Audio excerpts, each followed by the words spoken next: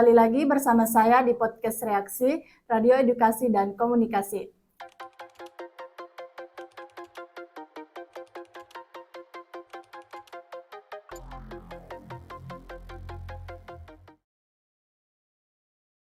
Nah, perkenalkan nama saya Ismawati selaku host di episode kali ini. Kali ini kita kedatangan narasumber yang sangat, Masya Allah, boleh kali Kak, kita perkenalkan dulu nih, supaya teman-teman dari Reaksi tahu. Baik teman-teman, perkenalkan saya Rafika Aulia, mahasiswi semester 8 program studi ilmu Al-Quran dan Tafsir. Kabarnya kakak hari ini bagaimana? Alhamdulillah baik.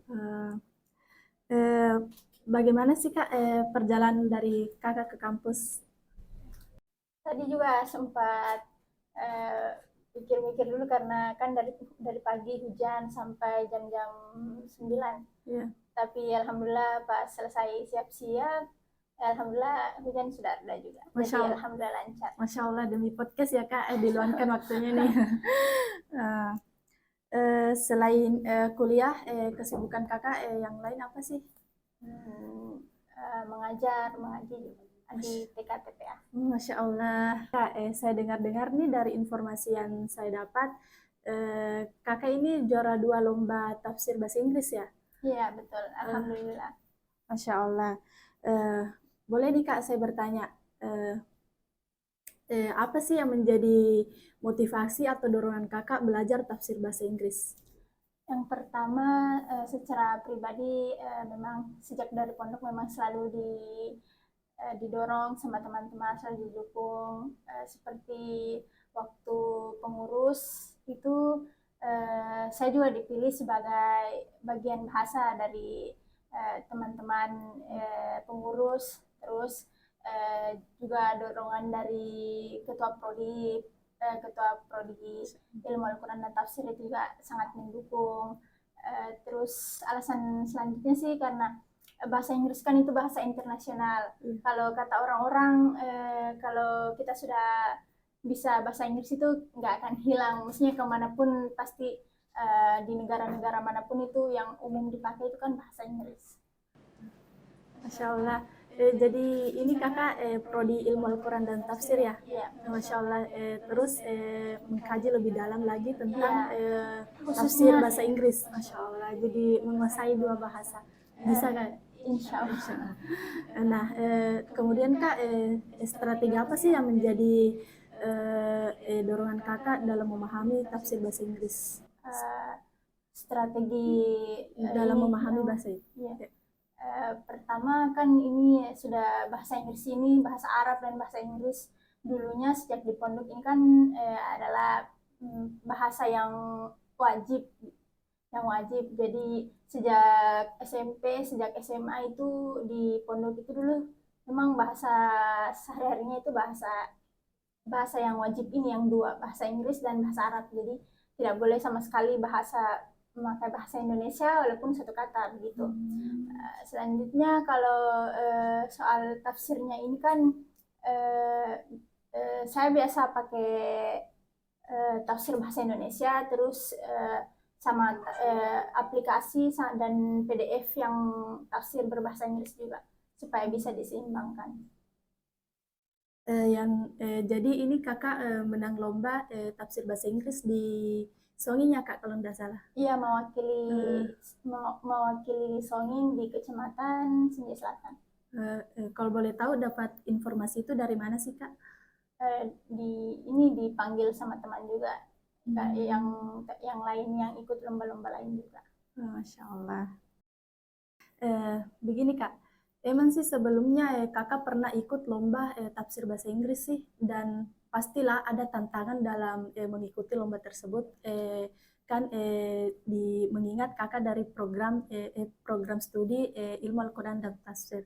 Bisa sih Kak ceritakan sedikit mengenai tantangan-tantangan yang kakak hadapi dalam belajar tafsir bahasa Inggris, dan motivasi yang diberikan untuk diri sendiri dalam belajar seperti itu dan kepada teman-teman.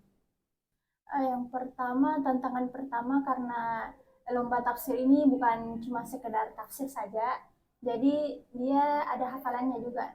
Jadi dia tetap seperti orang-orang yang lomba hafalan juga. Jadi kalau tafsir bahasa Indonesia dan tafsir Arab itu hafalannya 30 juz. Kalau tafsir bahasa Inggris dia hafalannya minimal 16 juz. Jadi pertama kita itu dites dulu, dites hafalannya 16 juz ini. Jadi itu tantangan terberat sih untuk saya pribadi karena ini kan 16 juz ini kan tidak sedikit dan betul-betul harus membagi waktu bagaimana caranya hafalan ini diulang, dimurojaahkan begitu. Karena selain kita harus belajar tafsir, belajar bahasa Inggris, kita juga harus seimbangkan hafalannya juga.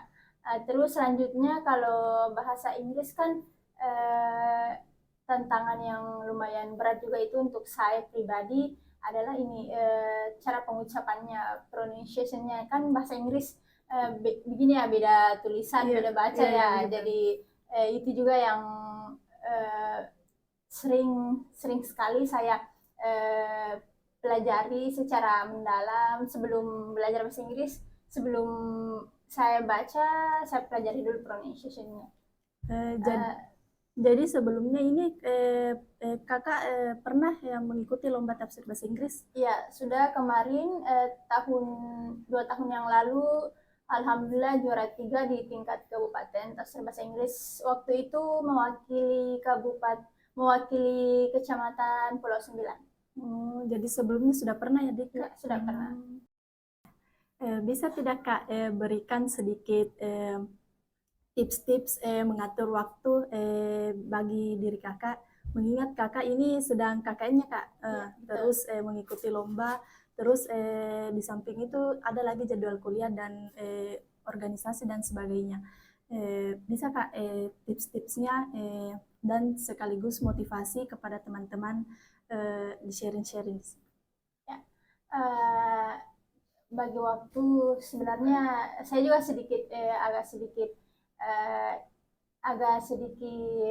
tidak percaya diri waktu itu karena kan selain KKN sebagai mahasiswi akhir semester 8 itu kan juga sedang menyusun proposal, lagi sibuk-sibuknya lagi sibuk-sibuknya, tapi kita cuma bisa seperti kayak meyakinkan diri saja begitu, sembari membagi waktu. Misal kalau ada waktu luang di siang hari, saya biasa belajar tafsir begitu. Terus kalau ada sebelum tidur ada waktu, di situ saya biasa gunakan untuk penyusunan proposal. Jadi sedikit-sedikit bisa lah. Yang penting itu kan rutin gitu. Kita bisa belajar, kita bisa cicil-cicil pelajarannya sedikit-sedikit. Terus itu juga sih karena kan kemarin saya juga sempat menolak untuk ikut lomba karena saya bilang mau fokus dulu begitu. Tapi saya sempatkan untuk ikut di tingkat kecamatan ini karena teman-teman juga sangat mendorong dan saya juga tidak sendiri. Saya punya teman sekelas yang juga ikut lomba karya tulis ilmiah Quran, ada juga yang ikut kaligrafi. Jadi saya rasa itu juga salah satu dorongan saya karena saya tidak sendiri, saya juga punya teman-teman yang lainnya yang ikut berpartisipasi dalam MTEK ini.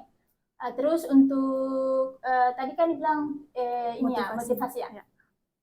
Motivasi untuk saya pribadi dan juga mungkin bisa dibagi untuk teman-teman.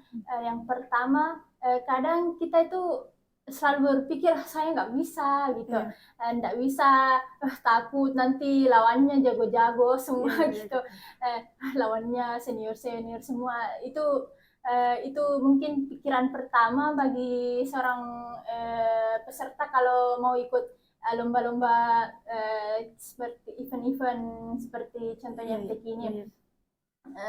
Kita tuh selalu takut, padahal ini kan kita lebih baik mencoba ya daripada tidak ada salahnya mencoba. Kita tidak ada salahnya mencoba karena saya kemarin juga begitu. pertama kali mencoba ini kan sangat nervous sekali, gugup waktu pertama kali ikut. Tapi alhamdulillah kan ini mencoba tapi akhirnya kita pikir ternyata tidak serumit yang dibayangkan juga, maksudnya begitu. Jadi kadang kala kita tuh selalu pikir diri kita tidak bisa, padahal sebenarnya kita bisa, kita sebenarnya mampu. Terus yang modal yang paling pertama kalau ikut Musabako itu, kalau ikut MTQ atau event-event yang pertama itu adalah kepercayaan diri sih. Itu yang paling pertama. Kalau sudah percaya diri, insya Allah bisa dilalui saja. Baik. Nah, saya kira itulah tadi pembahasan kita mengenai tafsir bahasa Inggris. Nah, saya dapat simpulkan nih, yang dapat saya ambil, intinya apapun itu, kalau memang skill tak atau fashion kita di situ tidak ada salahnya kita mencoba. Kan kalau ada nih kepercayaan diri nih Kak, Iya, betul. itu bisa menguatkan diri kita, itu menjadi tekad atau motivasi bagi diri kita untuk terus mencoba. Dari situ kita bisa belajar. Misalnya percobaan pertama kita masih agak ragu, nervous begitu, dan kalau kita sudah coba untuk kesekian kalinya, kedua kalinya, di situ kita bisa kita bisa kembangkan skill kita di sini. Sekian dari saya. Saya selaku host pamit undur diri dan pastikan untuk terus berlangganan di podcast Reaksi, Radio Edukasi dan Komunikasi. Dadah!